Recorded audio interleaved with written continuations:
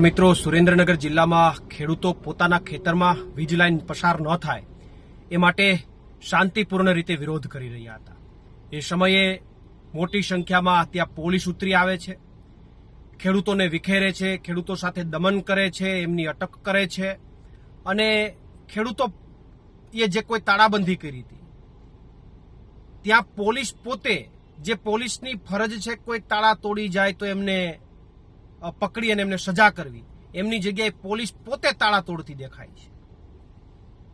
ગુજરાતમાં ક્યાંક ને ક્યાંક પોલીસ એ પોતાની ફરજો અને પોતાની જે કંઈ પણ કામ કરવાની પદ્ધતિ છે ઘણા સમયથી બદલી નાખી છે આ ભાજપના શાસનમાં. કોઈ ખેડૂતના ખેતરમાં, મને એ નથી સમજાતું, કોઈ ખેડૂતના ખેતરમાં કોઈ ભૂમાફિયાઓએ કબજો કરી લીધો હોય અને જ્યારે ખેડૂત અરજી કરે તો ત્યારે બે પોલીસવાળા પણ ત્યાં નથી જતા અને આ વીજ લાઇનમાં કંપની જ્યારે ફોન કરે ત્યારે ટોળે ટોળા પોલીસના ઉતરી આવે છે.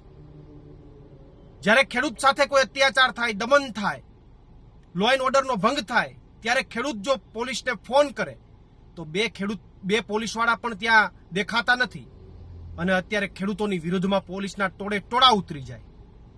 જ્યારે ગુજરાતની અંદર થોડા દિવસે ક્યાંય લૂંટ થાય, દીકરીઓ ઉપર દમન થાય, ડ્રગ્સ વેચાય, દારૂ વેચાય, ચારે બાજુ ચારે જગ્યાએ દારૂના અડ્ડાઓ ચાલે અને કોઈ જાગૃત નાગરિક પોલીસને ફોન કરે તો બે પોલીસવાળા પણ એમને ત્યાં જવાનો સમય નથી.